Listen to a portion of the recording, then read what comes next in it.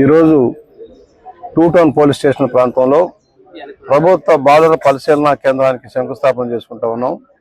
ఎవరైతే పిల్లలు చిన్న వయసులోనే నేరాలకు పాల్పడి వారు దారి తప్పుతూ ఉన్నారో వారిని సరైన దారిలో పెట్టడం కోసం ట్రైనింగ్ ఇచ్చి మార్గదర్శకత్వం వహించడం కోసం ఏర్పాటు చేసిన ఈ సంస్థకి 87,40,000 రూపాయలు కేంద్ర రాష్ట్ర ప్రభుత్వాలు నిధులు కేటాయింపు చేసినాయి. అది కాంట్రాక్ట్ వాల్యూ 68,47,000 రూపాయలకి అంగీకారమైంది.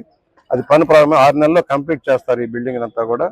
ఎవరైతే పిల్లల్ని మనం సక్రమంగా పోషించడం కోసం దారి తప్పిన పిల్లలు కానీ లేక అనాథలుగా ఉన్న పిల్లలు కూడా వారు నేరాలకు పాల్పడి వారు పెద్ద అయ్యే వారికి తీవ్ర నేరవాదులుగా మారకుండా ఉండటం కోసం ట్రైనింగ్ ఇచ్చి వారికి ఉపాధి కల్పించే మార్గంగా ఈ పరిశీలన కేంద్రాలు ఉంటున్నాయి.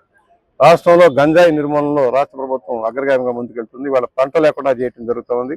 మాదక ద్రవ్యాలు లేకుండా చేసే దానికోసం పోలీస్ శాఖ కానీ ఇతర శాఖలన్నీ కలిసి సమగ్రమైన ఆంధ్రప్రదేశ్ని నేర రహితంగాను డ్రగ్స్ రహితంగాను గంజాయి రహితంగా చేసే లక్ష్యంలో చంద్రబాబు గారు, పవన్ కళ్యాణ్ గారు, లోకేష్ గారు చేస్తున్న కృషిలో మనందరం భాగస్వామ్యం కావాలి. పిల్లలకు నేర్పాల్సిన అవసరం ఉంది. ఎవరిని ప్రోత్సహించకుండా అలవాట్లు కాకుండా చూసుకోవాల్సిన బాధ్యత తల్లిదండ్రుల మీద ఉంటుంది.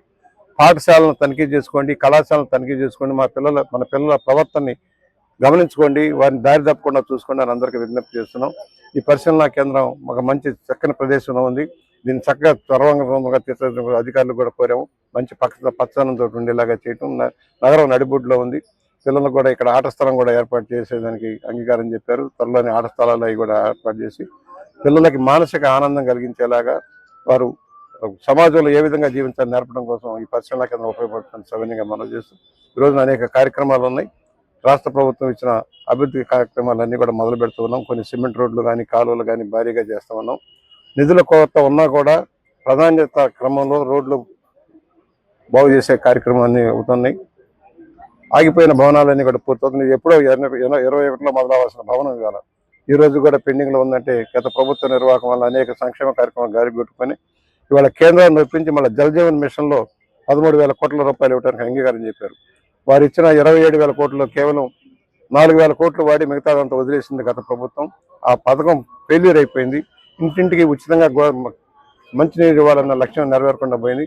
అందుకని మళ్ళీ చంద్రబాబు గారు, పవన్ కళ్యాణ్ గారు, లోకేష్ గారు కేంద్రంతో మాట్లాడి ఇవాళ మరలా ఈ పథకాన్ని పునఃప్రారంభం జరుగుతుంది. మన ప్రాంతంలో కూడా దాన్ని అమలు చేసి రాజమహేంద్రం రూరల్ నియోజకవర్గంలో ఎక్కడా కూడా నీటి కొరత లేకుండా చేసే లక్ష్యంలో దాన్ని కూడా త్వరలోనే ప్రారంభించబోతున్నాం. ఇంటింటికి ఉచితంగా కుళాయి వేసే లక్ష్యాన్ని నేను నెరవేర్చబోతున్నాం. పుష్పాల లోపల ఈ కార్యక్రమం పూర్తి చేసేదానికి ప్రణాళిక రూపుదిద్దుకుంటా ఉన్నాం. జగన్ పాదయాత్ర మీద లోకేష్ పాదయాత్ర ఏమి సాధించావని 5 ఏళ్ల పరిపాలన నువ్వు చేసిన నిర్వాహకం గురించి చెప్పుకుంటావా? ప్రజలకు జరిగిన నష్టాన్ని గురించి చెప్పుకుంటావా? రాజధాని లేని నగరంగా చేసావని చెప్పుకుంటావా? పోలవరం ప్రాజెక్టులు గండి కొట్టామని చెప్పుకుంటావా? రాయలసీమ ప్రాజెక్టులు గండి కొట్టామని చెప్పుకుంటావా? పరిశ్రమలన్నీ పారిపోయినని చెప్పుకుంటావా? ఏం చెప్పుకుంటావు?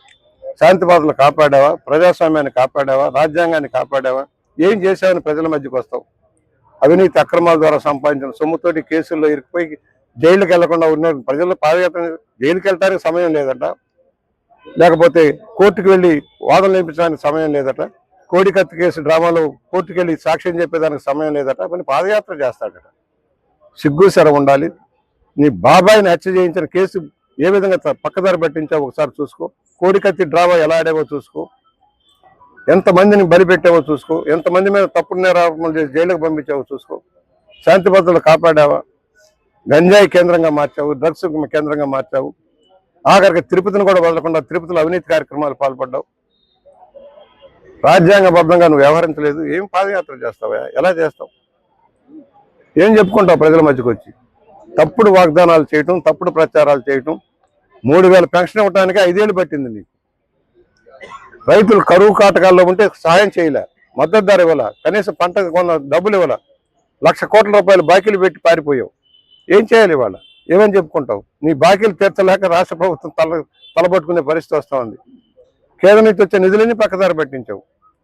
ఇవాళ రాష్ట్ర ప్రభుత్వం దానికి సంజాయిషి చెప్పుకోవాల్సిన పరిస్థితి వచ్చిందంటే అర్థం చేసుకోవాల్సిన పరిస్థితి ఉంది. విచారణ చేస్తారు. నీకు శిక్ష తప్పదనేది మా భావన అంతా కూడా వేగంగా.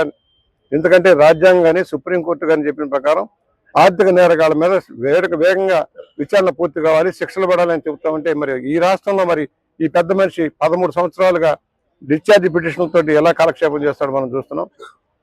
సొంత బాబాయ్ హత్య కేసుని ఎలా పక్కదారి పట్టించడం చూస్తా ఉన్నాం. మళ్ళీ ఆయన ముఖ్యమంత్రిగా చేసిన నిర్వాహకాలను చూస్తున్నాం. అన్ని విచారణకు వస్తున్నాయి, ఒక్కొక్కటి విచారణకు వస్తున్నాయి. ఇవాళ సోషల్ మీడియాని పెట్టి తప్పుడు ప్రచారం చేస్తున్నావు, గోబల్స్ ప్రచారం చేస్తున్నావు, అబద్ధ ప్రచారంతో అధికారంలోకి వచ్చావు. ఇది సాగదు, నీ పప్పులు సాగదు. అందరం కూడా నీ నైతికం లేని వ్యక్తివి నువ్వు.